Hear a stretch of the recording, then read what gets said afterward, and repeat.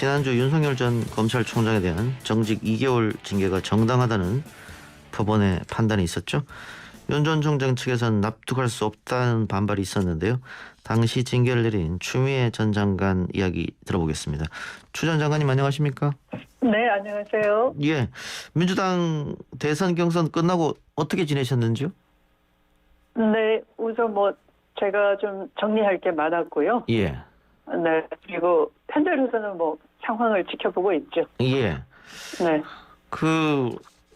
이낙연 후보가 바로 또 승복을 안 하는 모습을 보여가지고 원팀이 가능하겠느냐 이런 우려도 있는데 그거 건에 대해서는 어떻게 보십니까?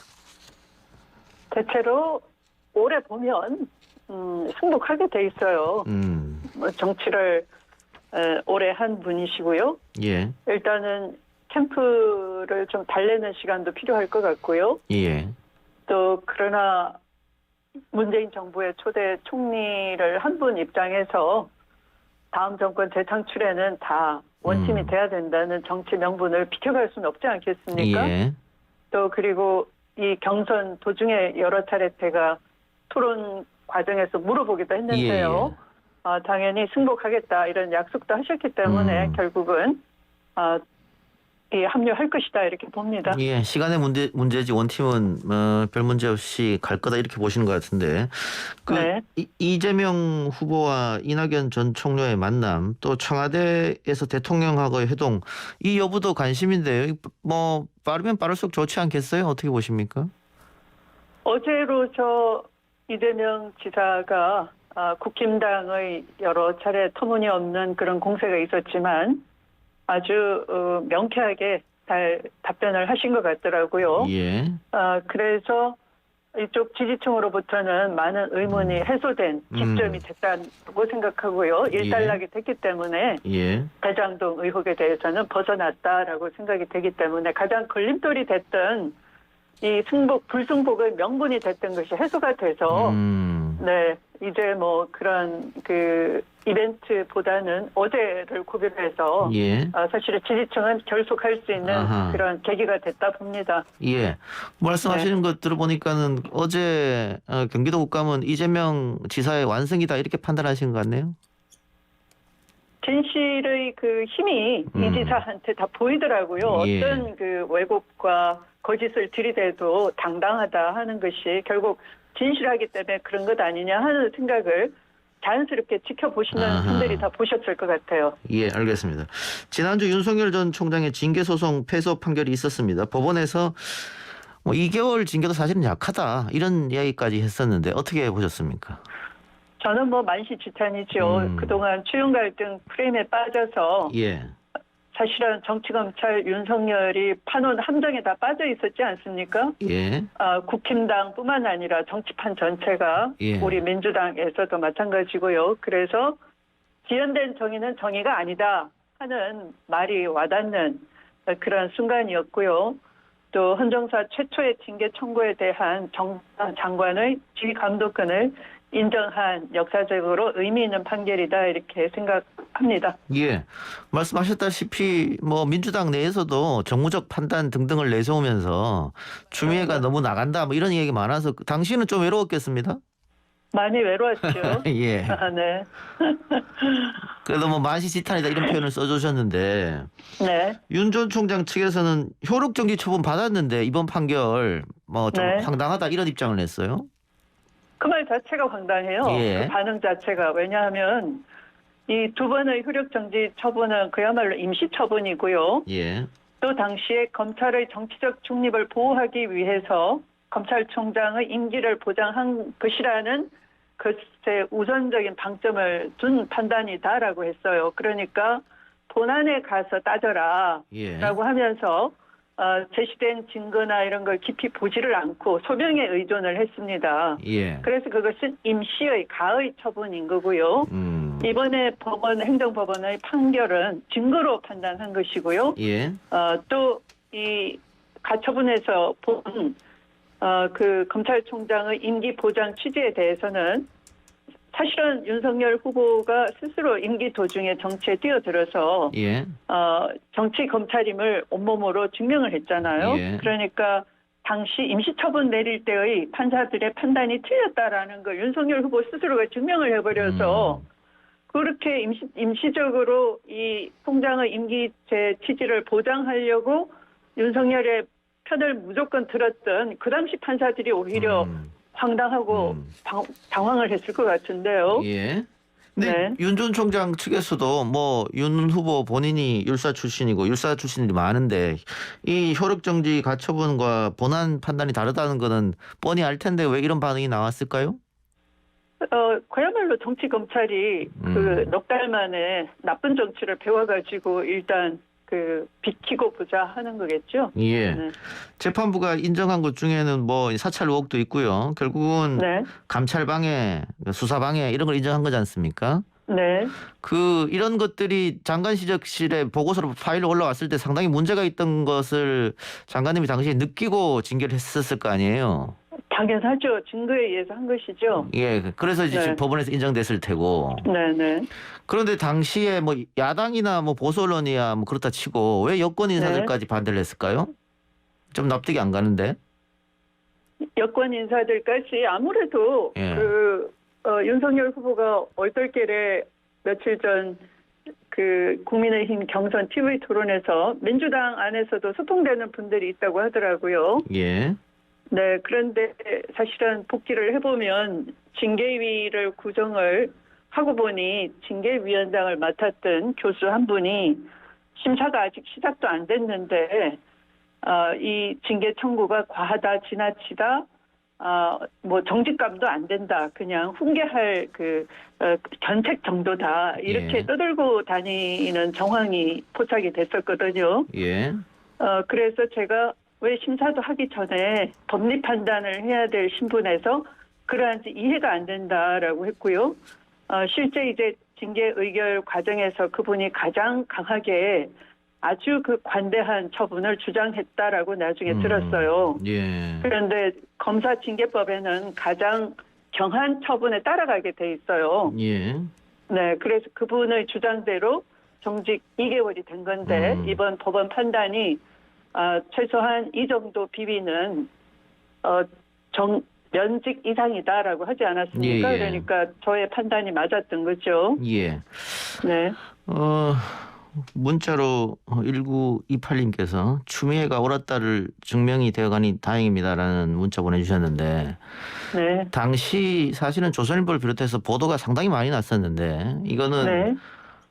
굉장히 문제 있는 징계다. 뭐 진중권 씨 네. 같은 경우도 뭐 인민재판이다 그런 식의 강한 발언이 있었는데 네. 그런 발언을 했던 분들이 혹시 추 전 장관님께 개인적으로 연락하거나 이런 적 없습니까? 뭐 사과를 한다거나?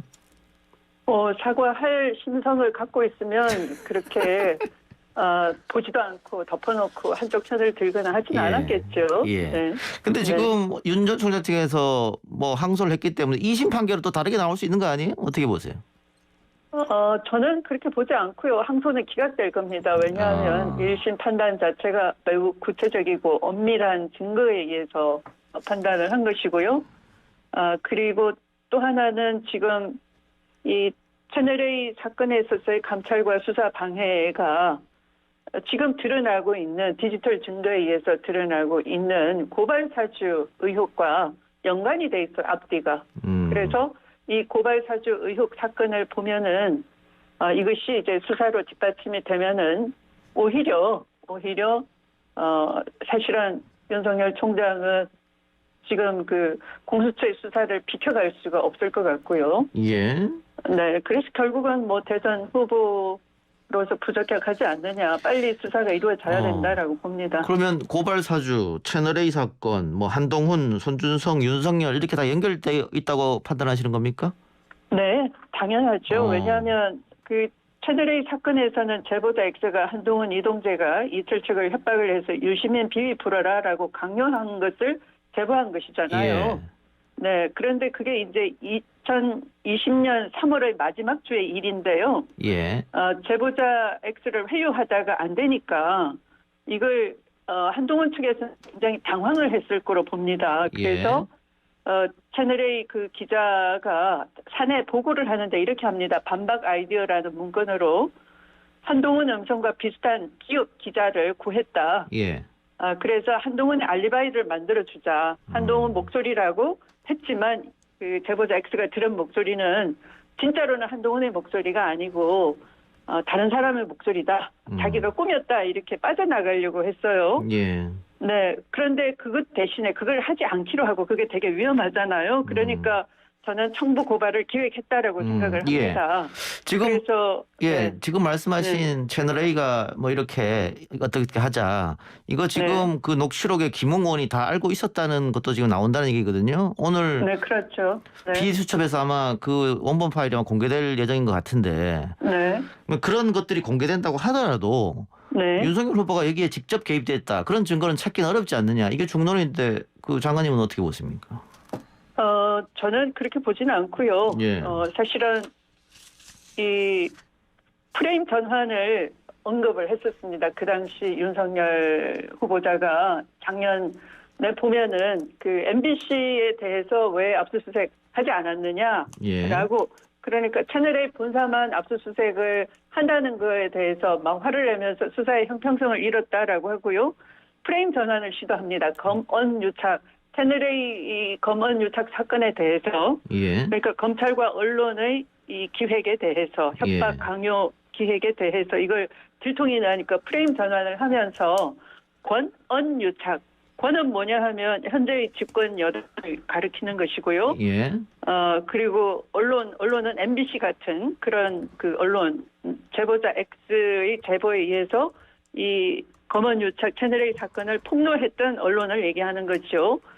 그들의 유착으로 꾸민 사건이다라는 식으로 프레임 전환을 하는데 사실은 윤석열 후보가 그 당시 총장으로서 그 감찰팀에 대해서 막 화를 내면서 대검 감찰부의 감찰 개시 보고를 듣고도 그걸 빠져나갈 핑계를 대면서 그런 얘기를 하는 것이 언론을 통해서도 확인을 할 수 있어요. 예. 그러면 윤석열 총장이 바라는 대로 사실은 프레임 전환에 부합되는 얘기를 이쪽 국힘당 의원들도 법사위에서 따져 묻고 저한테 그런 신란을 하는 거죠. 예. 그런 걸 보면 저는 이 윤석열 후보자가 깊이 개입돼 있고 그것에 대한 스모킹 건이 바로 한동훈의 휴대폰이다라는 것이고요. 예. 바로 그런 검찰 자체가 날아갈 수 있는 대형 사건인 거죠. 예. 그러니까 조직이 똘똘 뭉쳐서 길을 쓰고 엄호했던 것이다 이렇게 보는 겁니다.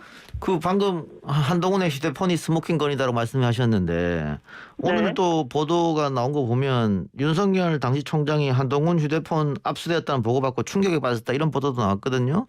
네. 그러면 한동훈 휴대폰 이거 못 여는 겁니까? 안 여는 겁니까? 어떻게 보세요? 저는 안 여는 쪽이 더 가깝지 않나 싶어요. 예. 왜냐하면 김학의를 모른다 하는 건 어떻게 김학의를 모른다고 할 수 있습니까? 예. 그 간부 검사를 예. 같이 놀아놓고요. 예. 그래서 만약 그게 그 윤중천 별장의 주인공이 김학의다라는 것이 들통날 경우에 조직 자체가 날아갈 판이에요. 예. 그러니까 똘똘 뭉쳐서 그것을 엄호하고 기어코 해외로 도망가게끔 하려다가 안 되니까 이제 누가 그 출국 금지 그런 것을 흘렸느냐 이렇게 거꾸로 대치기 수사를 하잖아요. 예. 그것처럼 마찬가지로 이 검찰총장이 이런 고발 사주나 검언유착 사건에 개입이 됐다 하는 것은 조직 전체가 날아갈 수 있는 대형 사건인 거예요.